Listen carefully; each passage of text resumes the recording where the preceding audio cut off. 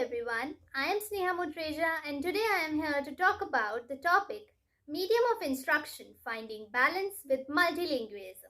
India, a home to over a billion people accommodating incredible cultural diversity between languages, geographic regions, religious traditions, and social stratifications. In recognition of this large demographic diversity, the following descriptions are not intended to represent every Indian person. However, there are common themes and principles that contribute to the values, attitudes, beliefs, and norms of the dominant society. Generally speaking, Indians tend to have a strong sense of pride in distinctiveness and diversity of their culture. For example, the country's agricultural expansion and technological advancements in infrastructure, science, and engineering are sources of pride. Moreover, a considerable amount of pride stems from India's rich artistic cultural exports of music, fine arts, literature, and spirituality. There is a popular aphorism, "Kos kos par badle pani, char kos par bani." The language spoken in India changes every few kilometers, just like the taste of water. And this beautifully depicts India's linguistic diversity. Although India does not officially recognize racial or ethnic categories in the national census, it continues to be one of the most ethnically diverse populations in the world. Broadly, the ethnicities of India can be broken down into main groups based on their linguistic backgrounds, the two largest being Indo-Aryan and Dravidian. For example, many people belonging to Indo-Aryan ethnicities live in the northern half of the country. Indo-Aryan languages commonly spoken include Hindi, Gujarati, Bengali, Marathi, Urdu, Odia, and Punjabi. Meanwhile, people belonging to Dravidian ethnicities generally live in the southern half of the country. Dravidian languages commonly spoken include Tamil, Kannada, Telugu, Malayalam. These labels of Indo-Aryan and Dravidian usually serve as a helpful way to categorize the origins of Indian ethnic diversity, although they don't necessarily reflect people's identity. With 22 official languages and over 19,500 mother tongues, there prevails no doubt that across India, being multilingual is the norm. But despite the apparent ease with which several people acquire these skills, language learning is a tricky process and the advancement of proficiency is dependent on various aspects. Learning one or two or more languages as a young child, fascinated with them at home, is a distinct process from learning additional languages at school or as an adult. Even though preschool children are extremely promising at picking up different languages at home, teaching children new languages at school needs careful planning and resources. How these children cope and develop the necessary skills is an important area of research in many countries and highly relevant to India.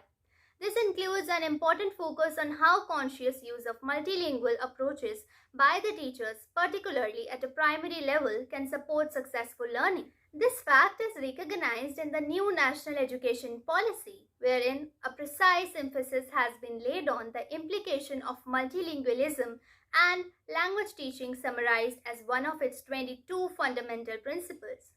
The NEP is clear in its ambition for children to learn in their most familiar language.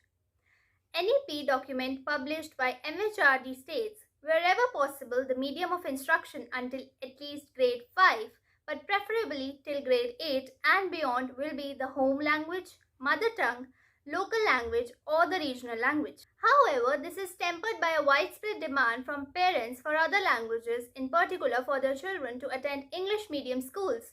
Many parents see proficiency in English as the key to better opportunities, and there is evidence to show that it does confer an advantage in terms of future earning potential in India. I wonder, why is the idea of studying electrical engineering in Marathi or fashion technology in Bhojpuri is so laughable? I mean, why not? So for this, let's quickly look at the pros and cons of the three-language formula in government-aided schools. Number 1, demographics. The recent report suggests that more than 150 million children would become young adults within a decade and a half from today. If the right ingredients of education do not get ingrained during foundation years, their transition into youth and adulthood may not drive the changes that the country needs. A major need, therefore, is to educate them in a language that they understand in the early years of their life and not force down an alien language that may be out of their comfort zone. Number 2, better acceptability for government school children. 70% of school-going children attend government schools. The pressure of learning in foreign languages can lead to disinterest among young children as that is beyond their comfort zone, resulting in higher dropouts and lower enrollments. Switching to the mode of teaching in the local language and dialect will ensure an instant connection between the teacher and the child, teacher and parent, and eventually the interest to attend school goes up. Number 3, stronger reinforcement of foundation literacy and numeracy. It is a known fact that apart from cognitive, fine motor, and social emotional development, early education also helps to ensure adequate numeracy and literacy skills. This advantage can be used to develop fundamental abilities such as counting, reading, writing, and others, and home language is the most comforting way of enabling this. Now let's see some challenges in implementation of the 3-language formula. Number 1, the Chinese whisper syndrome. This refers to the age-old challenge of a statement being misconstrued totally when it is passed on from one person to another. It happens because of a half-baked understanding of that statement, in this case, the policy clause itself. Currently, the interpretations are ranging from closure of English medium to compulsory implementation of vernacular language to teaching only in the national language to etc. etc. Number 2, respect a part of the status quo. This 3-language formula must not be interpreted as the destruction of English as a language of teaching. Neither should it be viewed as a forced push or a bias of any particular Indian language. The objective of the policy is to ensure early absorption through the native language, allow learning of a foreign language or both. Number 3, capacity building and training. Acceptance of the multi-language teaching techniques can work only if teachers are proficient in these languages. Implementation of this clause will thus need to be better thought through. So now, I would quickly like to move on to the conclusion. The National Education Policy 2020 has many game-changing pointers that allude to the progression of education delivery. Perhaps one of the more impactful points in this area of early child education. The adoption of a mother or native tongue was proposed as an option to teach the child in their early years. Unfortunately, the proposition has caused a fair amount of controversy due to the diverse opinions of people from all walks of life.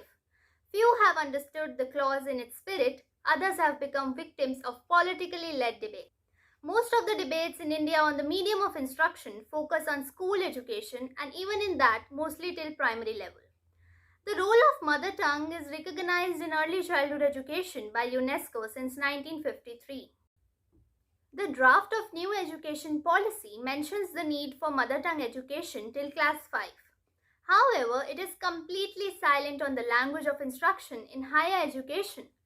The masses are migrating from vernacular mediums to English medium as early as they can. The important question to ask is, if these vernacular languages have no presence in higher education, how will teachers be trained, material produced, and issues of pedagogy formulated and evaluated? What is needed is a policy of no exit for any language and a role in education right up to the highest level for each language that enters the classroom at the primary level.